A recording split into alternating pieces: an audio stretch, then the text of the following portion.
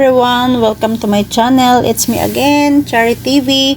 For today's video, ipapakita ko sa inyo ang napakasimple at napakadaling recipe na ating gagawin for today.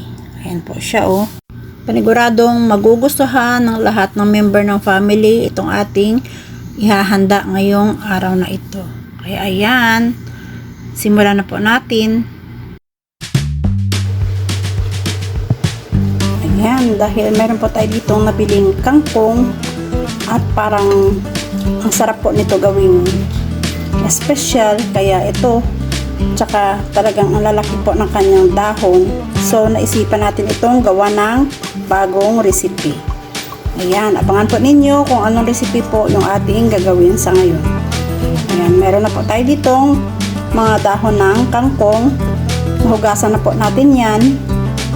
Next naman natin gagawin is ipapatlay po natin yan para matuyo yung ating mga dahon. And naglagay lamang po tayo dito ng malinis na towel, and then ilalagay natin dito yung ating mga hinugasang mga dahon ng kangkong. Ayan. Ipapatlay lang natin hanggang maubos po nating maipatry lahat ng ating mga nahugasang mga dahon. Tuyuin lamang natin ito sa ating dry na towel.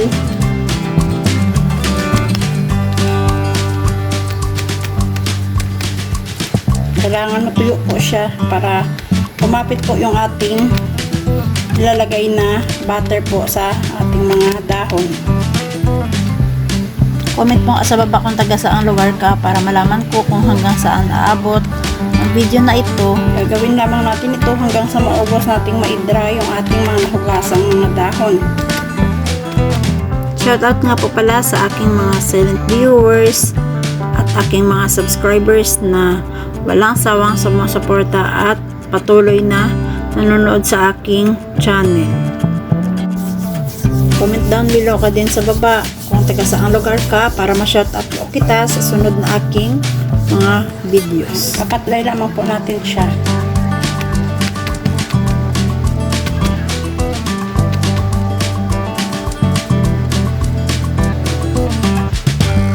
Pero kung meron po kayong kitchen towel at yan yung mas mainam sa inyo para mabilis itong ma-dry, pwede naman po. Depende naman po sa atin yung style natin kung paano natin matutuyo itong ating hinugasang dahon. Kailangan sa paggawa nitong recipe na ito, mahaba ang iyong pasensya, dahil kung maliit lamang po ang inyong pasensya dito, grabe, sobrang laki ng mga dahon, kaya lalo akong na-amaze nito na lutuin ito. Hindi nyo gagawang tapusin ang lahat ng ito, dahil pagtsagaan mo talaga siyang isa-isahin, hihimay-himayin mo siya, dahil hindi pwede itong ma-dry ng buong buo, not unless kung meron kayong dryer dyan ng mga gulay, mas okay pong gamitin yan. Pero kung mano-mano lang po ang paggawa natin dito, talagang mag-e-effort po tayo at magtsatsaga talagang gawin ito ng mano-mano. Alam nyo ba mga lalabs na pag nasa restaurant, sobrang mahal ang ganitong recipe, dahil ganito po siya kabusisi at katrabaho gawin. Kaya kung matyaga tayo sa paggawa nito, wag na nating antayin pang bumili sa restaurant ng napakamahal. Gawin na lang po natin ito sa ating bahay, at lalong-lalong mas marami pa po ang inyong magagawa. At syempre, mas marami po tayong mapapasaya sa ating miyembro ng ating mga pamilya. Dahil medyo marami po yung ating mga prepare na mga dahon, kaya medyo mahaba-habang oras din po yung ating magugugol dito habang pinapat-dry po natin itong ating mga dahon. Ayan oh. Para magkaroon po tayo ng magandang result. Ayan. Yung ibang dahon po natin medyo nagka-fold na po siya. Nagkaroon na po siya ng mga tupi-tupi, dahil nilagay ko muna ito sa ziplock at nilagay sa ref. May pinuntahan po ako kasi kanina, kaya hindi ko ito na iluto kaagad. Kaya ngayon, lulutuin na natin ito. At nang makakain na naman tayo nitong napakadali at napakasimpleng recipe na aking ipapakita sa inyo.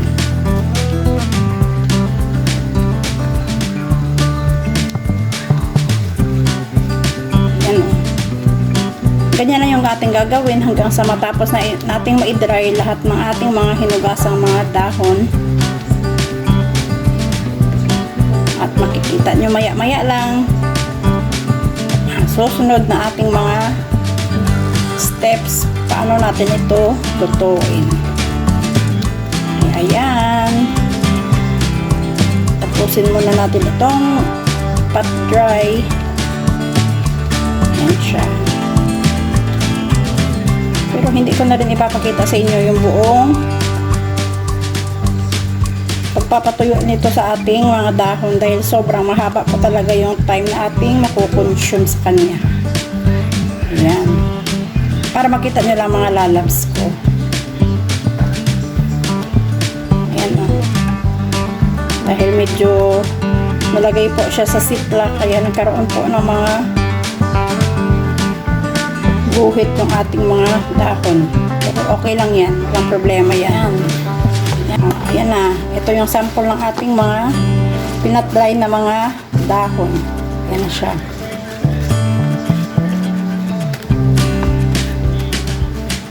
Diba? Ang ganda tignan dahil sobrang lalaki po ng kanyang mga dahon. Ayan. Proceed naman tayo sa ating next step na gagawin.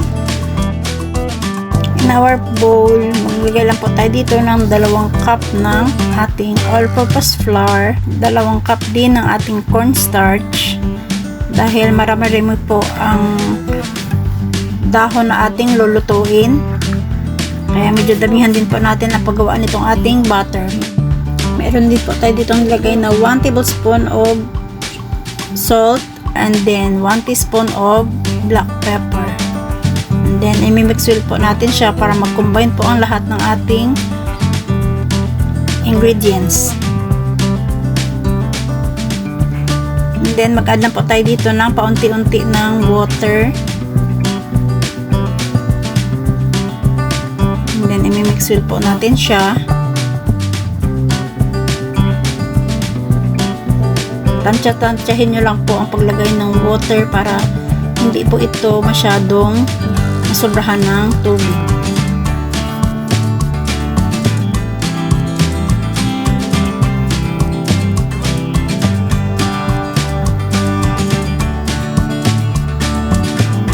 Ayan, hanggang sa makuha natin itong tamang consistency ng ating butter.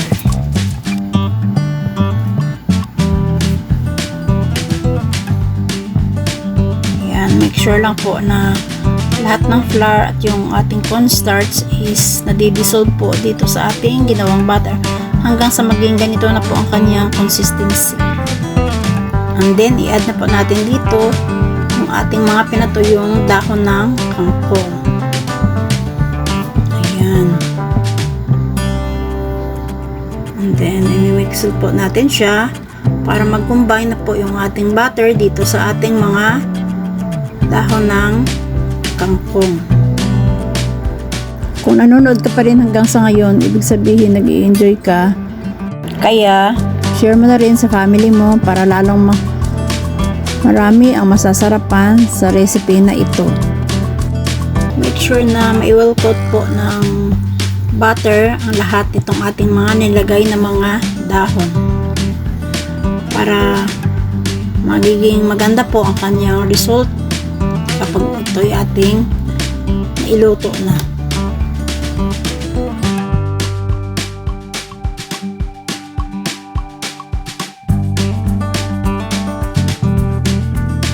Ayan o, pag well coated na po yung lahat ng ating mga dahon, isa-set aside na po muna natin ito. And then next naman, nagpainit na po tayo dito ng ating oil. Antayin po natin itong kumulo. At dahan-dahan na nating iprito isa-isa itong ating mga niwel coat na mga dahon. Make sure na nasa medium level lamang po ang ating apoy para hindi po mabilis masunog yung ating mga pinipritong mga dahon.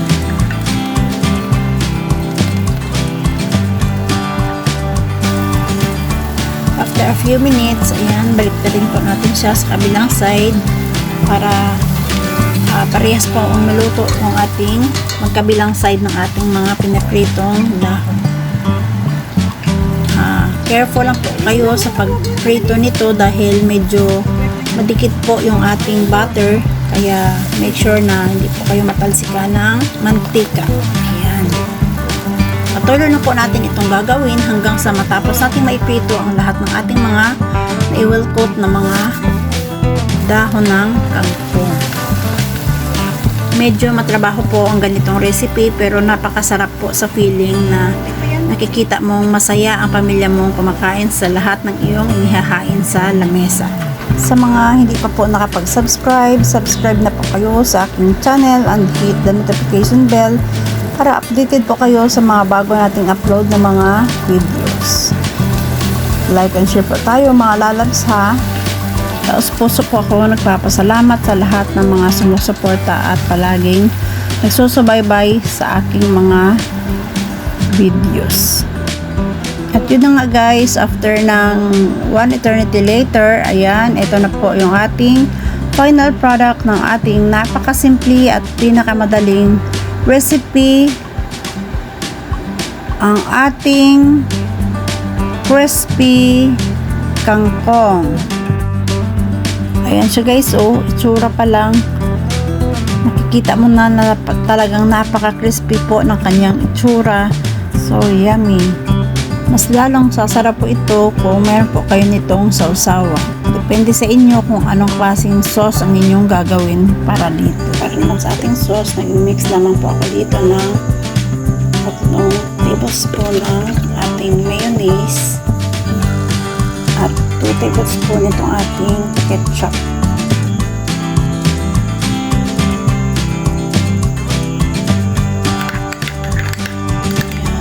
Sulama natin ito para mag-combine ang ating dalawang ingredients.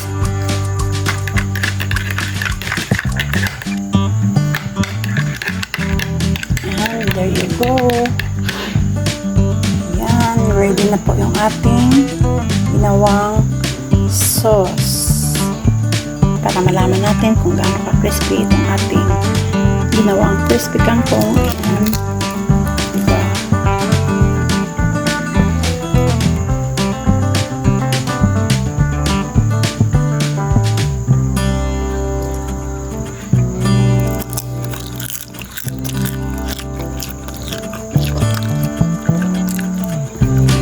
Sarap po niya.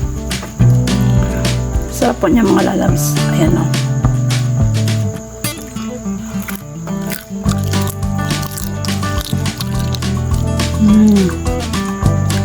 Kaya ano pang inaantay nyo? Gawa na rin kayo.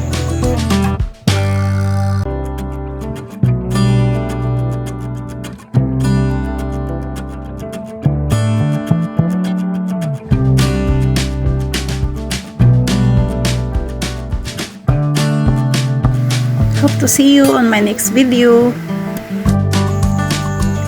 Like and share po tayo mga lalabs. Thank you for watching. Bye.